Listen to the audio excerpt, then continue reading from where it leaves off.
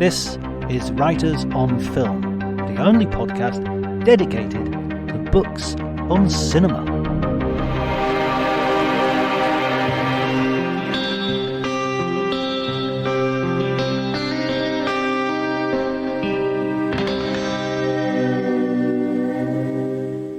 Hi everyone, my name's John Bleasdale. I'm a writer and film critic. Today I'm going to be talking to Kaleem Aftab, the co-author of Spike Lee's autobiography.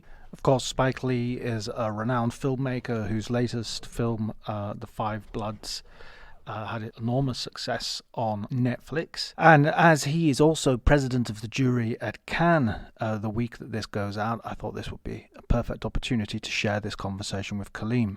Remember, if you enjoy the episode, please like, subscribe, and generally spread the word as far and wide as you can. You can follow me on Twitter at Dr. Jonty, DRJONTY. But before you do any of that, please enjoy the conversation.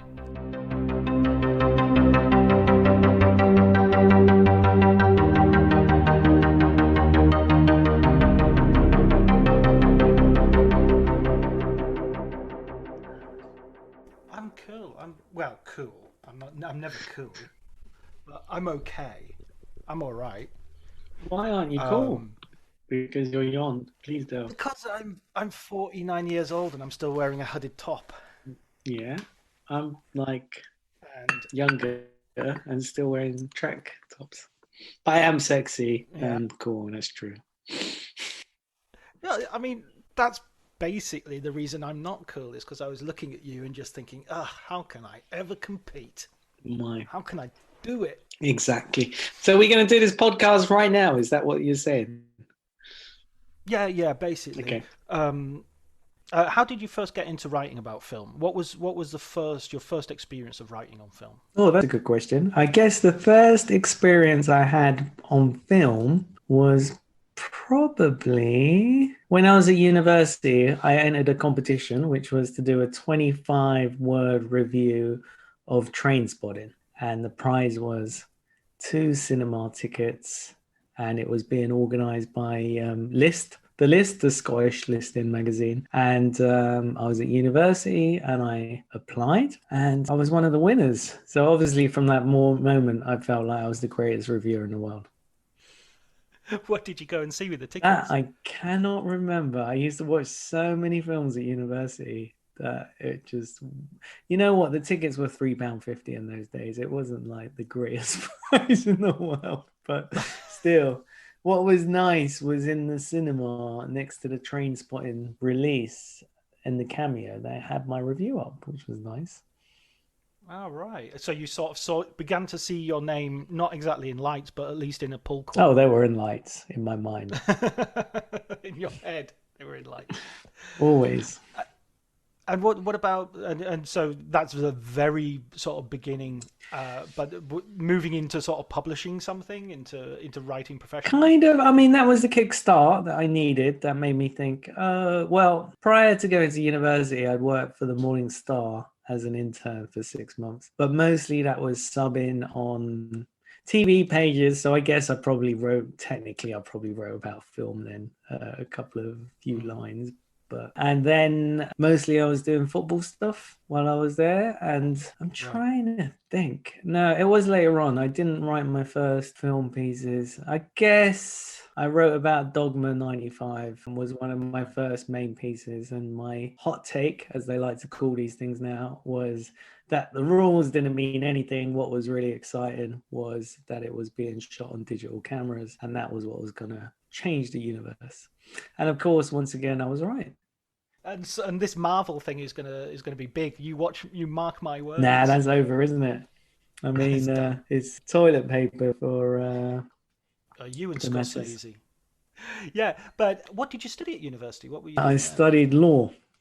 So, right. You're the second person we've had on this podcast who started via. I was going to say it's great training for film reviewing because it's all about interpreting words, interpreting ideas, looking at facts and putting your own spin on them to present your argument. And so they just teach you about presenting arguments all the time. And you do things like moot court cases where you have to argue about something that you really don't believe in, and you soon learn some tricks that I've still used to today. Yeah, so sort of moral flexibility as well sort of comes Oh into it. no, my morals are high. I don't know what you're suggesting there, John. I'm suggesting, no, I am alleging that you will have an ability to spin words and arguments in such a way that it's not necessarily identical to the truth. Every word I write is the God's honest truth. Um, to someone's God, anyway. What about like the first time you sort of started going to press screenings? When was that So about? when I came out of university, I had a few friends who had been quite successful at a young age at acting. And so we started making short films together, and I was writing about film. And then I used the fact that I had worked at the Morning Star previously to go into university to then start going to press screenings. I wrote a couple of reviews for the Morning Star just to get myself acquainted with the business and how to do it. So that was really the start. But I would really say the first kind of real press event I did, and what was much more important to me, was going to the Edinburgh Film Festival. Right, that was your first festival That then. was my first festival. It was a great year. They had, I'm trying to think, they had Feston on there. That was the Right, first time I right. saw Feston, which was incredible. They had Bruno Dumont's L'Humanité. I interviewed a little known director called Gaspar Noé, who had done I Stand Alone. It was like a wonderful, wonderful festival for me. Whatever happened to Gaspar Noé and Thomas Wittenberg? Eh? You never hear No about them idea. anymore, do you? No idea. Those No. European directors all dead in the water. They're all doing Marvel films, apparently. I mean, actually, Feston, I only saw for the very first time, like about, I think I caught it on Mubi about a year ago, and it was really good. I mean, late to the party, but I really loved it. I thought it was And a great. lot of the characters in the film was late to the parties. That's one of the plot points, isn't Well, it? I always like my own approach to viewing a film to mirror the protagonists in some way. Exactly. You know? Although, how did it hold up with the visuals? Because I imagine watching the film is quite hard these days because it was quite scrappy Yeah, even back then. yeah, it definitely has that sort of home movie camcorder aesthetic, which I mean is totally coherent with the theme of the film. But I don't know. I mean, I think in a sense, it's so of its time. It kind of makes it very of its time, and I think it holds up maybe a lot more than say David Lynch's Inland Empire, which has a sort of similarly ropey digital sort of camcorder Oh yeah, aesthetic. but Inland Empire was terrible the first time round. So I I've never made it all the way through to tell you the truth.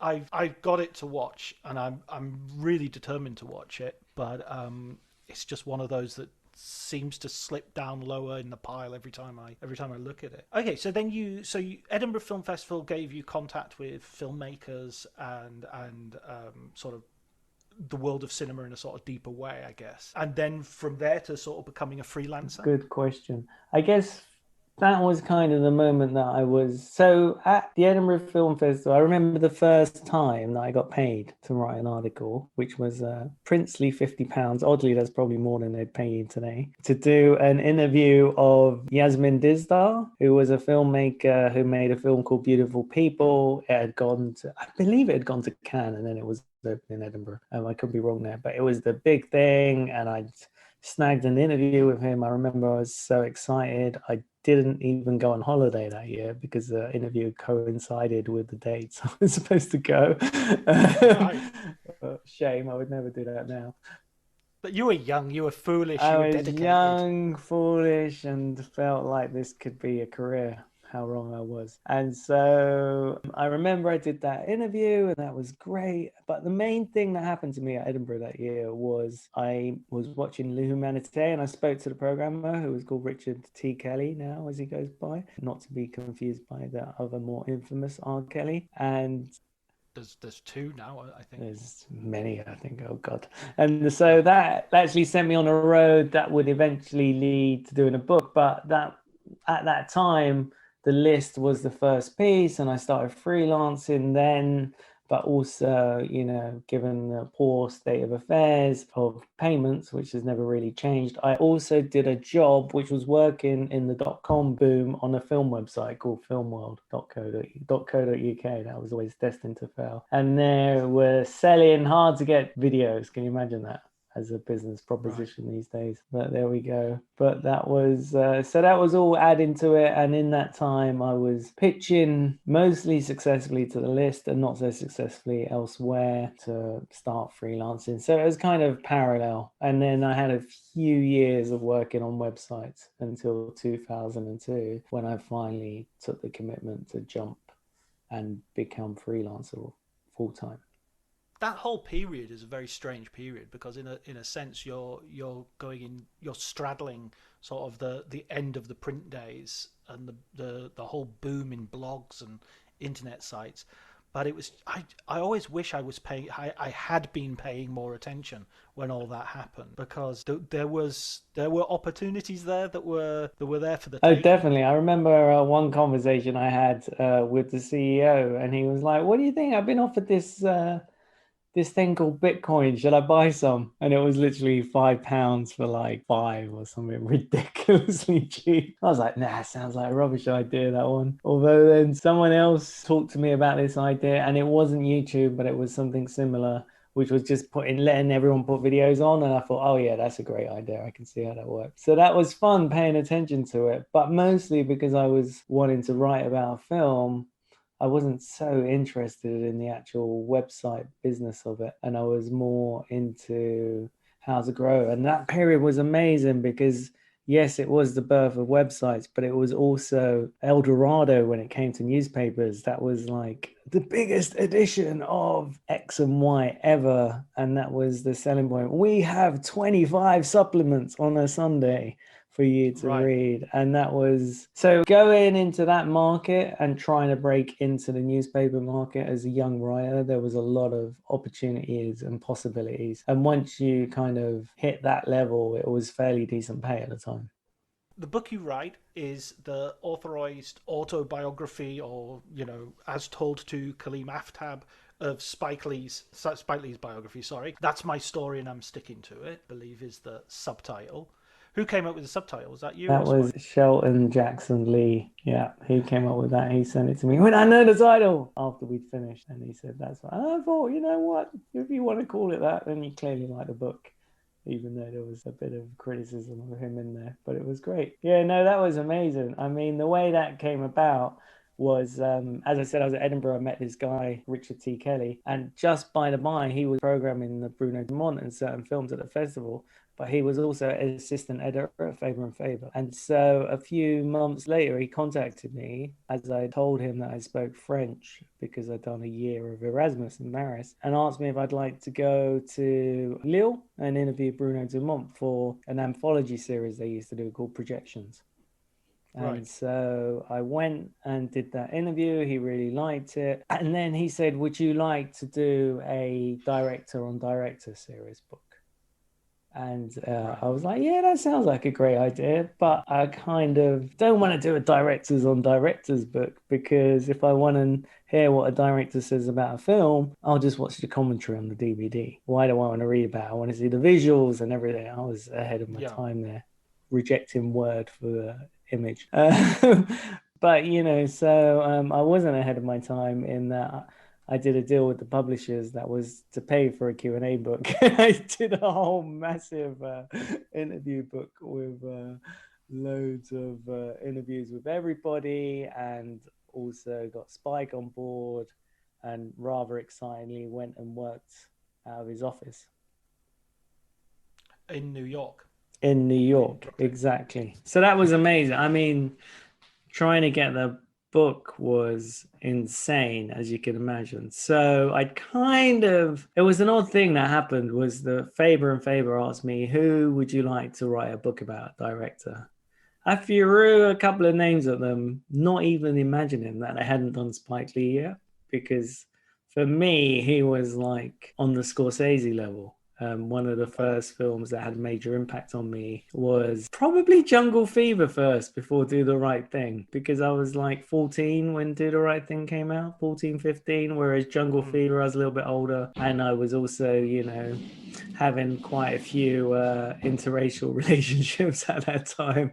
So it was like a perfect zeitgeist moment for me to watch that movie.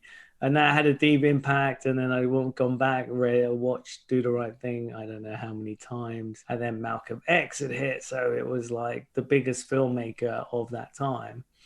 And I felt it was incredible that no one had done a book with him. So they suggested, and I was like, hell, I'd love to do that. And then they were like, okay, well, try and get him. I was like, what? I was expecting them to be like, and there's Spike Lee on a plate. And then I thought they would have him behind a curtain or something. Can old you quiz show. imagine? I couldn't believe it when they didn't say that. I was like, how the hell do I do that? Oddly, this is where having a big mouth helps, because then I spoke to a couple of journalist friends of mine. I went, oh, yeah, I'm going to do like the Faber and Faber Spike Lee book is going to be awesome. And then one of these people, a friend of mine, was contacted by Hot Dog Magazine and said, oh, 25th Hour is coming out. Would you like to interview Spike Lee for us? And he was like, I'm not sure if Spike Lee is my cup of tea, but I've got this wicked idea. I know the guy that's going to write the book on Spike Lee.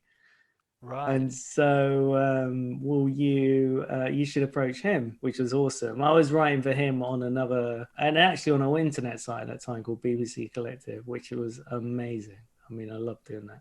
And which was also audio visual mixed with it was ahead of its time. It was dealing with niche and art house subjects. I loved working for them so much back in the days when more interesting things were being attempted, with all that money in the bigger, badder space that was around. And so... come on, Grandad. Exactly. It's the tales of the war. And so he approached me. Then I went to interview Spike for Hot Dog Magazine. And what was funny was, so there's this process. When you get asked to do a book, you still have to write a treatment, and it still has to be approved by the publishing board. And so I'd done the treatment. It'd been approved by the film editors, but the publishing board still needed to meet to approve. And it was happening at the same time as the Spike Lee interview was happening. Everything coming together. Unfortunately, the situation you must have felt like Hannibal in the A-Team. When I was walking in there, I still didn't know for certain that it was 100% commissioned. Right. So I just felt like, right, I'll just do the best job doing the best Spike Lee interview that I can and make a good impression. So I guess I managed to succeed, because later on that evening I was invited to the UK printing party for 25th Hour. And when I was there, I saw Spike and I went, Spike, I got one more question to ask you. And then he looked really pissed off and he was like, okay, go on then. And I said, well, there's this series of books. They do Scorsese on Scorsese, Coppola on Coppola. I went, well, they've asked me to do one on you. How would you like to do it? And he was like, sure, that sounds great. Contact my people. I had no idea really how to contact his people, but I was like, oh, amazing. How do I do that? He was like, just contact the publicist and they'll know how to get in touch with me. And then I thought, well, he said, yes, it's best not to carry on this conversation before I mess it up. And then I made my exit. And then it took months and months of wrangling to get the book over the line. Oh my God. Wrangling with the publishers or wrangling with Spike No, the Lee's publishers are great. I just said Spike Lee wants to do it, but then it was trying to pinpoint a moment for one of the busiest filmmakers in the business to actually commit and spend time and actually do the book. So again, it was just having balls of steel that really helped me out, because I got the name of his assistant at 40 Acres. I emailed him, hadn't heard back, emailed, waited around. Then I'd gone to Pakistan over the Christmas holiday, so I switched my phone off because the roaming charges were way too much for me. And then when I got back to London, I turned my phone on and there was a message from Jason, who's now a very good friend of mine, but at the time, it was like, yeah, so Spike just has no time to do this book, so he's not sure he can do it. And I went, well, that wasn't exactly a no. It was just he has no time. And I guess really it was a no, but I just was like wrangling it, spending the argument as much as possible. So then I went back to them and said, well, if that's the case, no worries. Why don't we do the contracts now? And then whenever he has time, we'll just make it happen. And then we won't have all the wrangling of months of the contract. And then apparently Jason later told me that that was the point where he felt like Spike Lee decided he'd definitely do it. Like I wasn't taking no for an answer. And he kind of like that. So then from that moment, literally maybe a couple of months later, Spike Lee was in London again. He called me up, said, let's have a meeting. And then he asked me to pitch my idea for the book. And I was like, well, they got this. And I know I said it was Lee on Lee, but I think it'll be much better if I interview lots of people you work with, chat to them as well as chat to you, and write it as more of a prose. And so he seemed really down with that idea. He asked me what my favorite one of his films was. And I thought, I know this. He's expecting me to say do the right thing. That's going to be the wrong answer, right? So Jedi mind trick. I told him my second favorite Spike Lee film at that time, which was Bamboozled, which was a film everyone hated, but I felt it was genius. And now everybody loves the film. It's like it's been really rediscovered, hasn't it? Yeah, it's got all the stuff about blackface is it's like now it's way ahead of its time. It seems ahead of its time. It's amazing, but I really connected to it when I first watched it, and so when I said that, his face lit up because it's one of his own favorite films. I was like, that was great. And then we walked out. We were in the Sheraton Hotel in London, and we walked out, and then we bumped into Beyonce, so I got to meet Beyonce as well. That was quite a morning, I've got to say. What did you do in the afternoon? I think I just told everybody about how I met Beyonce and Spike Lee. Just that lay day. on the floor of your flat and just went and looked at my name that was still in lights. And so is the name that's in lights, is that like just above your head, or is it just ahead of you, in front? You know how it's like constantly whenever you walk down the street, it's just there in front of your face, no? Right. Yeah. Isn't that how it works? Like Google Glass. Exactly. Yeah, And so for that moment, and then the weirdest thing happened, which was a couple of months later. I was just at home going to brush my teeth, I remember, and I get a call, and it's Spike Lee. And he's like, when can you come to New York? I was like, what? What do you mean? He's like, come and do the book. Like literally, he was like, come tomorrow. And I was like, what? Right. I was like, well, it might take me like 2 weeks to sort out going to New York. Remember, I'd never been to New York before. It was like a year or so, maybe year and a half after 9/11. It was like, wow. And I was like, wow, okay, I'm going to do this. And so I organized my whole life to leave to go to New York 2 weeks later, not really knowing when I would come back or what my plans were. But it was a pretty tricky situation because I was living with my girlfriend of that time. And I was just like, right, I'm going to New York. Let's do this. Let's see what happens. And so that was the start of it. Film work. I mean, when you went to New York, I mean, were you being financed like from like the book advance or from the publishers, or were you doing it on your own? Oh my God. I mean, they gave me an advance, which at the time to me sounded like a lot of money. You gotta remember I grew up in like a council estate, and like any amounts of money, rubbing 2 coins together was like a boon. Yeah. So anything over 100 quid, I always used to think was like anything 100 quid or up was my sort of, after that it was just gravy, you know.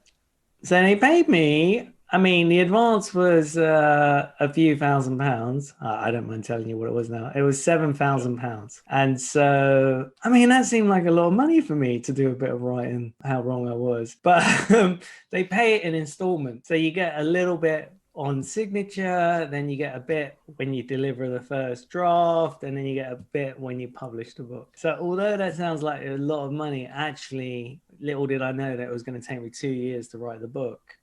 So it's like a student grant. It's like worse than doing a PhD, I imagine. And so that was, so at first I used that money. And then as time went on, I started to sleep on people's couches, was like really, really good friends with the people at the cafe downstairs. They started giving me free breakfast. It was amazing, like the amount of hookups I managed to get in New York. But It sort of sounds like you're going for an Orwell sort of down and out in Paris and London I will write this story one experience. day, but I definitely lived a very great life because that was one part of my life. I was completely broke and I had no money. But the other part of my life was going out, meeting people, saying I was working on Spike Lee's book, and then literally it was like a key to New York. And I was being Mm, invited to loads of events, parties, the works. It was like the mm. time of my life. I've got such nostalgia for those days, whilst having no money, but living a life as if I was in a gangster rap video. How did your relationship with Spike progress? I mean, what was it? Just to go back a second, what was that initial interview like? Because I've heard different journalists tell me that Spike can be, well, a challenging I think it interviewee. depends on who's asking the questions. Um, For Right, me, that initial interview was great. We had a great chat about his career. He could see I knew a lot. He gave me really good answers. There was none of that stilted moments that people get. I'd done a lot of research, way more than I would prepare now for an interview, for sure. And it was good. It was good. I think maybe my mind at the time was less fixated with him and what his responses were, and more of in the back of my head constantly going, should I ask him about a book? I don't know if the book is happening. I don't know if I'm jumping the gun. What if he says yes and then they say no? How embarrassing is that? All of this, like, it was like asking a girl to the prom, I imagine. You're just not sure about what to do. And that was racing through my mind. But I definitely have seen the many sides of Spike Lee, and I've seen different reactions that he's had to different people in different circumstances. But I would definitely say the tone or where your questions are coming from will definitely elicit different responses from him. what do you mean Well, by I think that? What? especially now we're living like 20 years down the line, and people are Sure. much more used to interviewing African American celebrities, and they're much more around. Whereas then you got to remember, a lot of people have innate racism that they don't even unconscious bias. Let's call it that. Let's say they have a lot of unconscious bias that they're not even aware of. And they'll go in, and if they say something and they think it fits in with a stereotype of black people, then that's the whole interview down the drain. And they will blame it on a Right. black person rather than they're on their own biases. And I've seen that a lot. I've seen people go, oh, I'm petrified. I mean, that really benefited me, I guess, in a way, because people were petrified to interview Spike Lee. And therefore, it took a young Muslim guy from London who was like, oh, yeah, I understand being racism and all of this stuff, to really connect with him in that way and not actually be scared to talk with him, because these are the people I was talking with for the whole of my life growing up. Way scarier than Spike Lee, let's put it that way. Yeah, it reminds me of Bob Hoskins in The Long Goodbye. Oh shit, the mafia. You know what's funny? The Long Goodbye, one of the scenes is by Fulham Power Station, like the old Hmm. one, as they're walking by, and that's exactly where I grew up. Oh right, okay, that is your That's manor. my manor. And in the old days, like where I grew up, they would like when they shot scenes of Minder, that was like the worst estates in London. They would come to our estate. That was eventually like knocked down for asbestos. One of those classy places with no blacks, no Irish, no dogs, and then no Pakis added on the wall. That was no one was ever going to They're sort remove of it. running out of they're running out of notice board at that Yeah, point. exactly, exactly. And But great range of glues in all of the top floors of all the flats and the staircases. It was a wonderful place to grow up. I mean, to just reveal my privilege for a moment, when I was a student in Liverpool, I lived on streets where they were always shooting Dickensian period dramas. So it was like Little Saint Bride Street and Catherine Street and a whole area. So it was a different vibe. I mean, the I bet flats there were was still pretty loads of black people in those scuzzy. period dramas, right?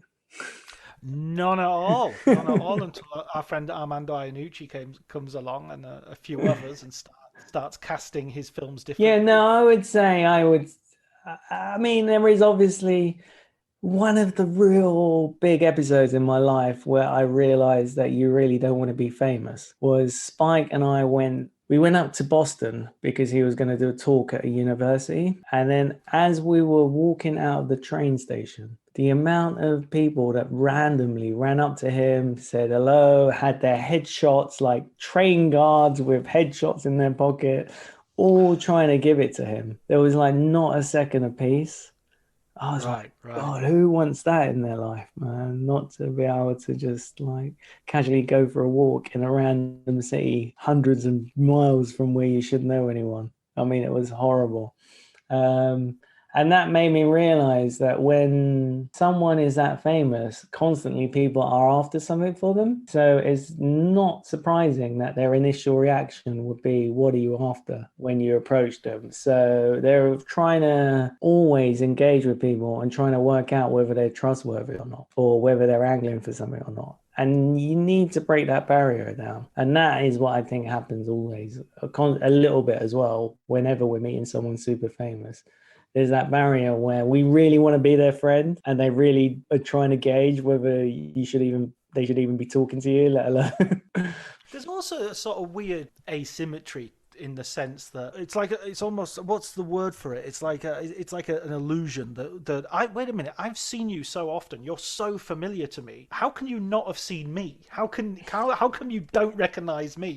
Mr. Clooney. What's going on here? I feel like I'm on first name terms with you, and yet you're treating me like a stranger. I think that sort of weaves into it. That's an uncanny nature. Yeah, I think that's right. And that's the nature of, if you're a proper star, one of the things about star power is that people immediately like you. You don't have to say anything, you don't have to do anything. You just have that, like aura, as we like to call it, that just makes you immediately accessible, immediately identifiable, your friend, and you're like, I want to be that person. And it's rare, there are people that have it and there are people that don't. But if you think about Spike Lee, no matter what you say, whether you like him, don't like him, see him on a basketball court or whatever, he is immediately that kind of person where you look at him and you're like, oh God, Spike Lee's entered the room. Well, how did your relationship progress with him? If you're spending more time with him, you're in New York. How are you seeing him every day and doing interviews? Well, you'd imagine, when someone invites you to New York to like come and work for, I mean, it was a great privilege to actually, it was way more than I could ever expect someone to actually say, come and work out my office. I was like, Right. whoa, that's insane. And his office is like a museum. It was at that time, it was in an old fire station. There were like rooms where there was loads of video cassettes of everything he's done. I got to see student films that he made that he'll never show to people. I got to see his collection of magazines that he'd collected over the years. So for me, it was a boom because I could just read everything I wanted to. But literally, I got there and he got news that he could prep a pilot to go and make at that time, which was in San Francisco, Sucker Free City, which was kind of a Mike Tyson thing with John Boyega, which didn't get picked up. I'm sure it would get picked up today, but at that time it wasn't picked up. So he went off to San Francisco. And so I was in New York, just pretty much doing research and calling people around. But what was great about being in his office was just I would email people and then literally the phone would ring downstairs and whoever it was would be calling to check that it was like real. Yeah. And that Spike had really approved it and stuff like that. So that was great to have that help. And so it was odd because the relationship didn't develop immediately in that way we would expect. But over the period of time, which was a long period of time, so it was probably better. Whenever he had chances, we would do interviews. It would be like, oh, I'm on the train here, or we're driving up to Philadelphia, jump in the back, let's do these films. And I was painstaking. It must have been quite painful because it wasn't 5 or 6 questions about each film. I would ask for about an hour, sometimes even longer than the film was. Stories about the movies and like catching things up, and then we really developed a really strong relationship. It was wonderful. You were speaking to his family and the people who he was working with as well to get a sort of broader picture. I mean, that's how did that work? Because you must be getting some opinions which are not necessarily all celebratory or laudatory. There must be some clashes there. There were plenty of clashes. I mean, as I wrote in the book, the only person he really didn't want me to speak to was his dad, who would have been someone to talk to because of not just because of the biological connection, but because he did the first 4 scores. And he's actually in She's Gotta Have. She's got a habit playing music, and that sets off a little reverie scene that we see in the middle of the film. But and then talks about Nola Darling and the upbringing. It's a beautiful moment. Yeah, so that was the only person. But then he has like his sister worked in 40 Acres. She was awesome. Brother Sankey, David, who took photographs on the set. So they were around constantly. Then you're in New York. He's such a New York filmmaker, so nearly all the actors were in New York that I wanted to talk to. So I would go and meet them face to face. I got to know like Philip Seymour Hoffman pretty well in that period. And so many people had like, they would just talk real about Spike Lee. So it wasn't all like flowers. It was like Spike was literally tell him the truth. I don't mind. And to his immense credit, there is a lot of skepticism about Spike Lee in that book. And you really get a flavor of his personality from being what you were suggesting, someone who's hard to really get to know, to being this amazing guy once he opens the curtain, so to speak. And he's had a lot of people he fell out with, who he was happy for me to talk to. There were a lot of great stories. So that was really amazing. And then the fact that I could put them in the book and everything was put in. And he was allowing it. He was reading it all, and he would never have a criticism about what was put in, but he would maybe correct something factually. And usually that was only his own words. Like he would read something else that someone else had said and go, oh man, actually, I remember that wrong. That was what they're saying is right. So it was very magnanimous. Right, right. You never had like a disagreement on anything that was sort of major? I would say, I'm trying to think. There was nothing really, no real disagreements. I mean, I think I did have a disagreement with his sister over something I wrote, which I was definitely in the wrong, but I was young and trying to add to the story. I'm pretty embarrassed about it now. Because now I actually see the story she told me was much better. And it was tiny because she was just saying when Spike was a kid, she immediately contradicted him by saying, I never heard he's got this famous story about his mum calling him Spike. And he's like, he wasn't really spiky when he was young. That's not what I remembered because she had this older brother who looked after her. And so, but I was like, oh, I want to go smash into this book with like Spike, the legend behind the name. And oddly, it fits more in with the tone of the book if I'd immediately gone, this is contradicted, because that was what happens throughout. And so that's one of my big regrets in life, is that I just wasn't hold true to that. Sorry, Joie. But the rest of it. So there was no disagreement. There was that disagreement with Joie when she read it, but with Spike, there was nothing much. There was one thing that he wanted removed because and it wasn't even a bad thing, but it was just a suggestion of infidelity without the person's name. But it was like too many people know the story for it not to be obvious. So I was like, okay, fair enough. Nothing to take away from that. So it was amazing. I mean, the thing is now, it's 20 years ago. I think I should update it, really. Yeah, well, if Faber are listening, we can. Well, I need to have bigger pockets this time. Yeah, 7,000 ain't gonna cut it, baby.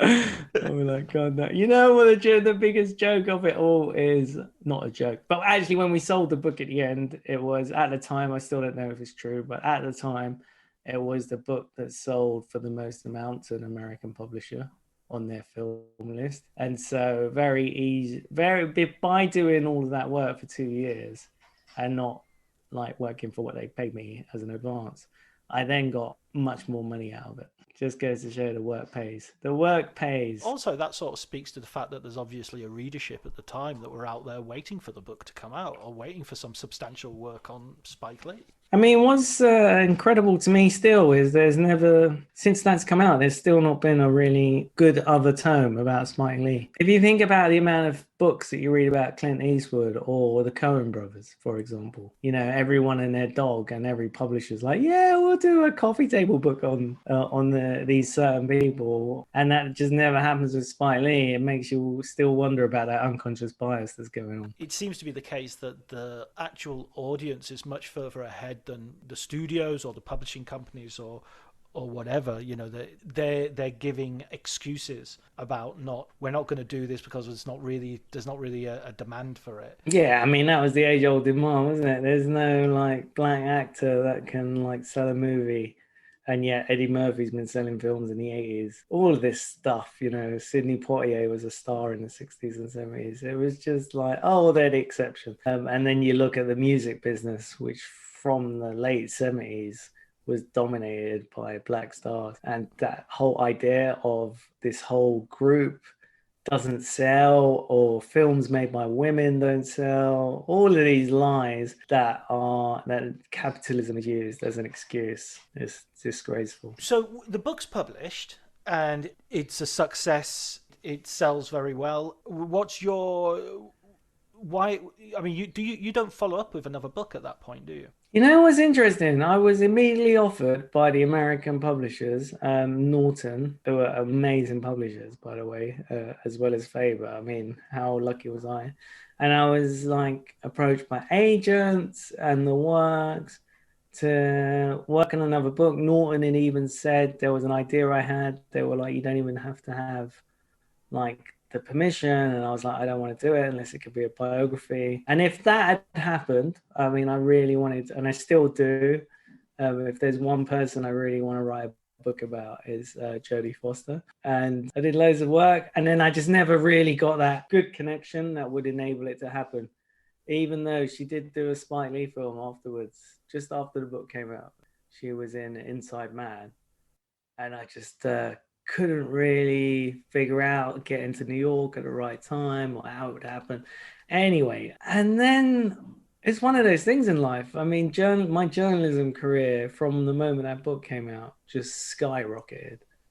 It was like I was getting commissioned every week by the Independent to write something.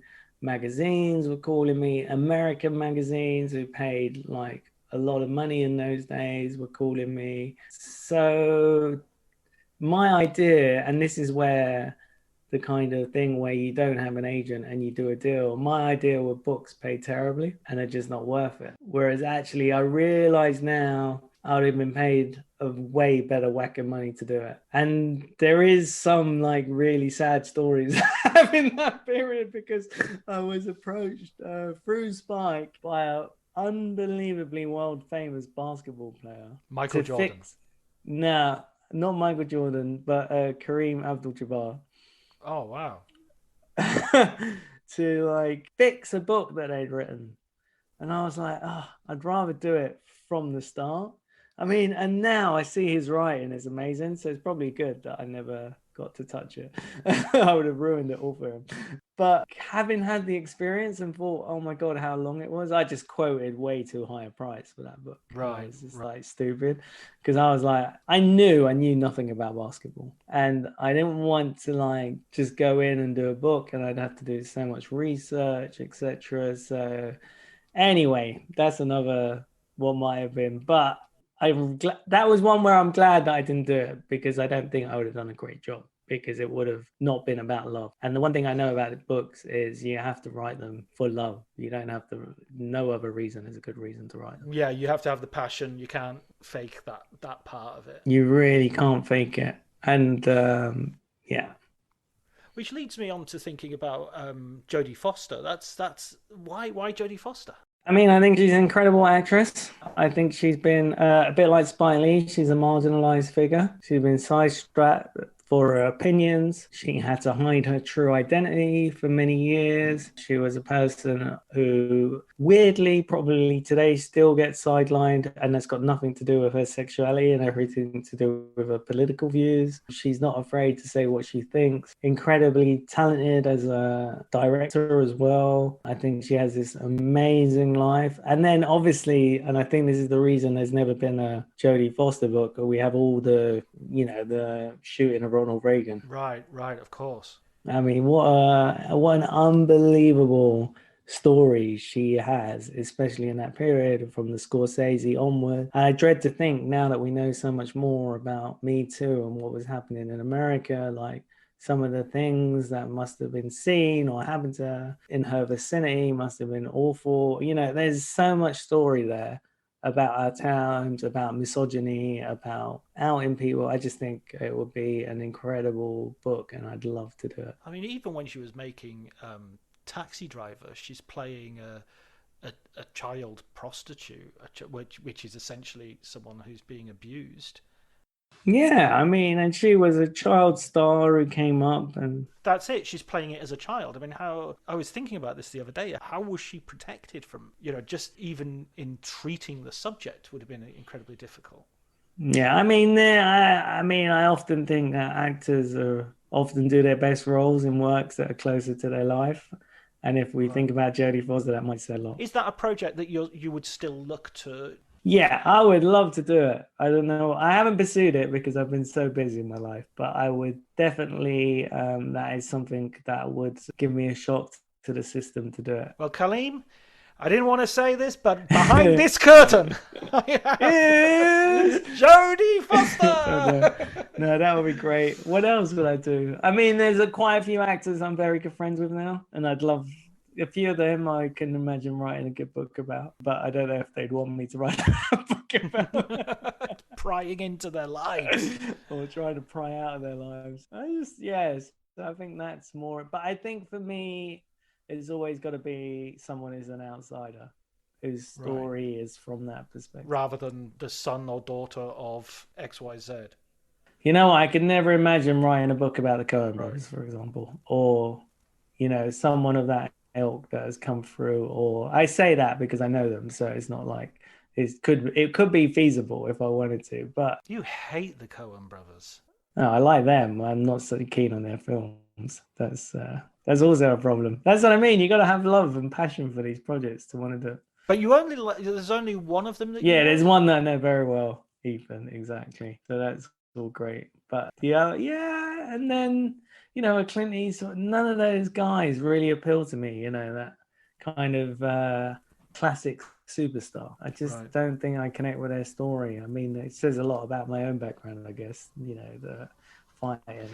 Yeah, and you're also right that they've been well served. I mean, it's not like there's, nobody's waiting for the next book about Clint Eastwood to come out because there are, 10 or 20 on the market already. Exactly. And Tarantino, for example, Tarantino explodes. There's like 20 books about him on the market in no time. Yeah, yeah. I mean, that says a lot about what we were talking about before, about what publishers felt was something to take advantage of.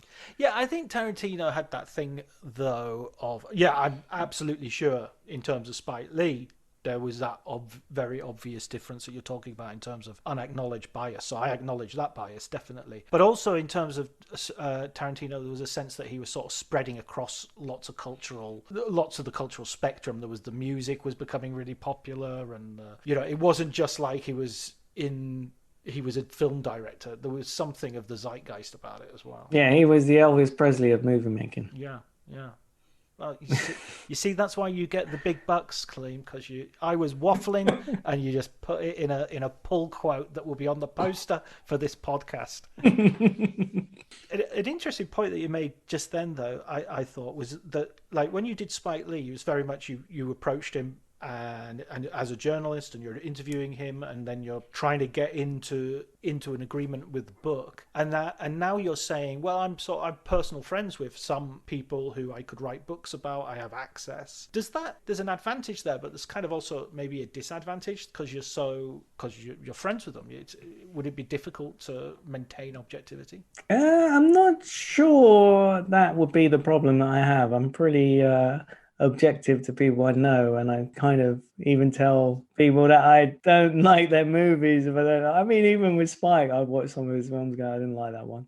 I mean, that's just the way it goes. And with definitely with Which Spike films don't you like? I mean, let's think. What would be top of the list that I would? I mean, the easy one to say would be like the Old Boy remake. That was an incredibly terrible movie.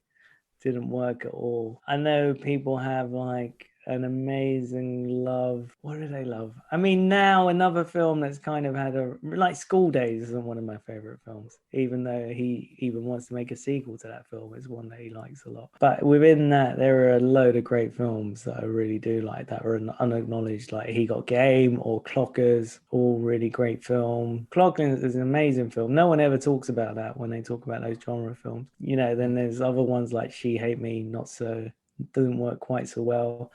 Wasn't such a fan of Chirac, even though people said that was a Renaissance picture. Spike Lee on form didn't really work for me. You know, there's a lot of hit and misses.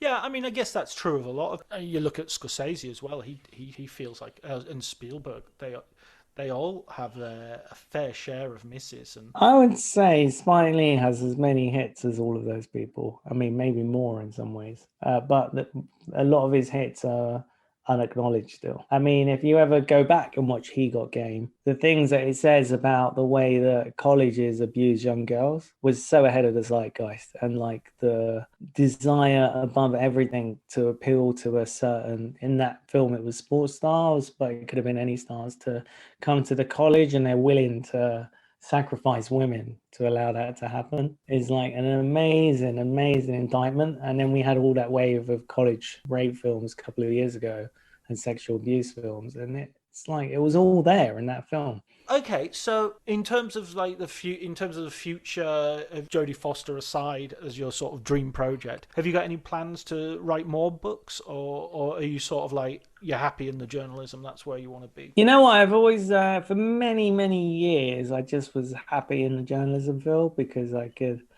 meet lots of directors. It was going to lots of film festivals. I love a film festival, I do. And just traveling around, and that fit my personality. Writing a book confines you to one space for a long time.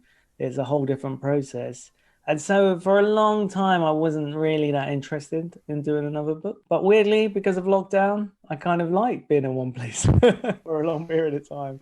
And so that's kind of made me think, yeah, I'd do something, but I wouldn't just do it. There'd have to be an audio visual element to it. I'd have to think of ways that would jazz it up, that would fit into a crowd, that would fit into the new, that would be internet friendly. When you were starting out, were you reading lots of film books as well? No, I mean film books. I would read the Faber directors on direct. I would like go in and out of them. I was much more into reading fiction. Reading non-fiction wasn't a great, which is funny now because now I read a lot more non-fiction than fiction. But at that time, I would say that my passion lie in reading fiction. So there was no film writer that you'd read and you'd think, oh man, I want to do. Not at all. No film journalist that I would like follow. I mean, at the time when I was coming through, I did like someone like Jonathan Romney at The Guardian. He was writing at the time. But I wouldn't go, oh my God, I love and remember his reviews. It was like by the by, like, oh yeah, he's got, great Right. skill with language. And that changed a little bit as I started to write the book and started to work in the film industry more. Then I saw writers that I liked a lot more. Very rarely did I connect with a lot of writers' opinions. And I think that says a lot about where the writers were coming from in my own background. Whereas I love so many young writers now. I think they're really great. What's So that difference then, do you feel? Do you think it's just some people are coming through sort of a middle class?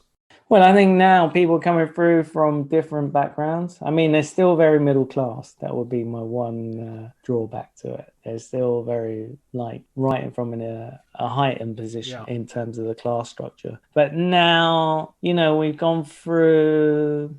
I would say I used to like writing where everything I put was a lot. There was a lot of subtext in what I wrote, and now that's not even allowed. You have to be so obvious in the Twitter age. If you're just like not on point and not spelling everything out, people just don't get it. Which for me is a bit of a shame. But I think there are people that are really great at doing that. That are great at like standing from the pulpit and going, "This is what I believe, and I'm ready to die by the sword, and I'm not gonna willing to see both sides of the argument, and I'm just gonna go boom," and that's where the whole hot take thing goes off. And I admire that because like I could never do that myself. I'm a bit more like, yeah, I think this, and it's there, and it's definitely what I'm writing about, and I'm going to write about it bluntly, but I'm also not going to say that my word is the only word. My opinions always feel a lot more wishy-washy than I sometimes wish. And whenever I take a strong stance, it always feels like I'm faking it a little bit, trying to provoke and trying to, oh yeah, this is absolutely the worst thing I've ever seen. It's a crime against the eyes, you know. But at the same time, I sort of find my wishy-washiness. At least I'm trying to think of it more as a strength. It's about seeing both sides of everything and about being able to appreciate something that's shit and able to see what's shit about something that's great. Yeah, and maybe it's not shit. I mean, that's the thing, right? Is our perception of it is that. And then I think as we're advancing in years to, our mid-20s, I think we realize that strong opinions, they get lost in time, whereas good analysis is more worthwhile. Now you're reading a bit more non-fiction. Do you have like a film book that you would recommend to anybody that you would? I love Nick Dawson's Hal Ashby book. Right.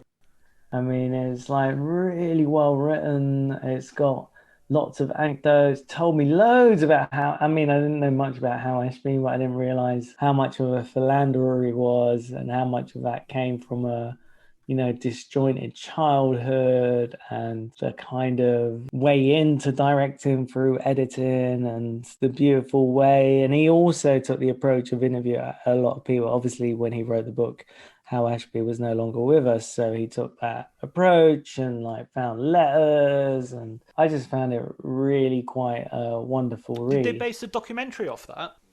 I don't think they based it off that, but there was definitely an acknowledgement of the book, and he was definitely friends with the filmmaker, so I think it had an influence. It's hard to say with a documentary and a book that's both about someone's life. There's bound to be a natural crossover no matter where your research has come. I thought that was a really great film book. There's a Kitano film book that I really like, but my absolute favorite film book now is a kind of very short written autobiography by Akira Kurosawa. Right.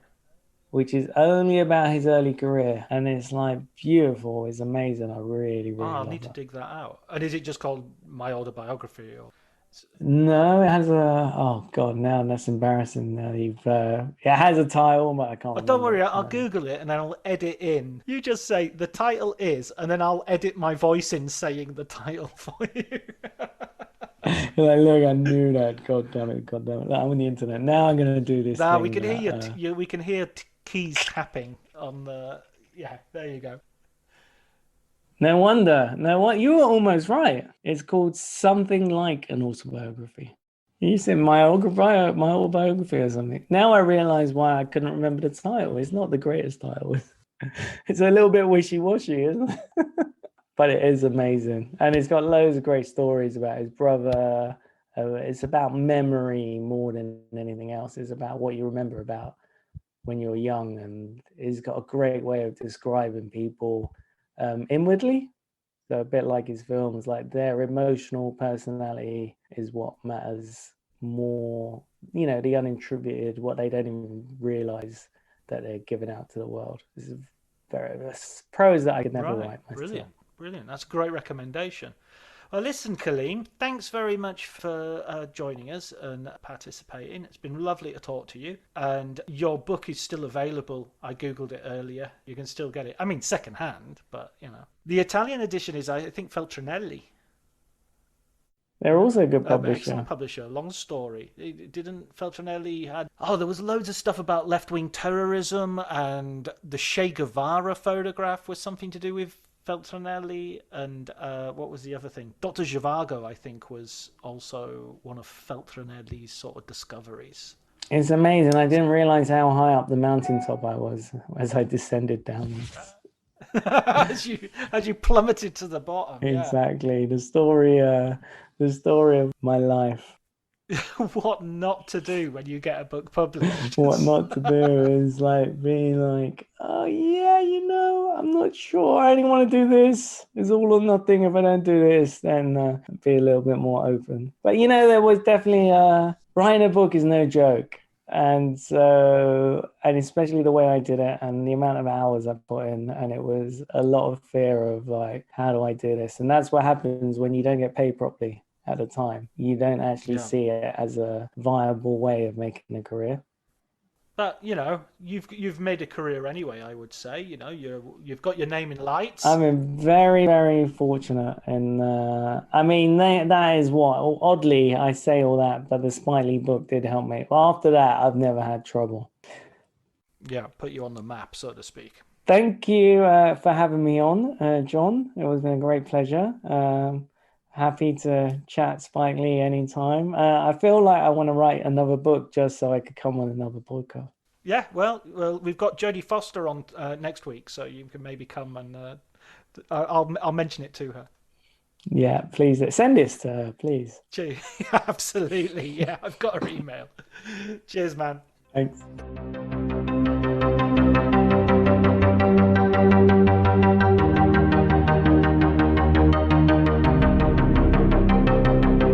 So that was my conversation with Kaleem Aftab, the author of the Spike Lee autobiography. Please remember, if you did enjoy the episode, to spread the word as far as you can. Thanks, as always, goes to Elliot Atkins for the music, Ali Harwood for help with the art. I'll talk to you soon.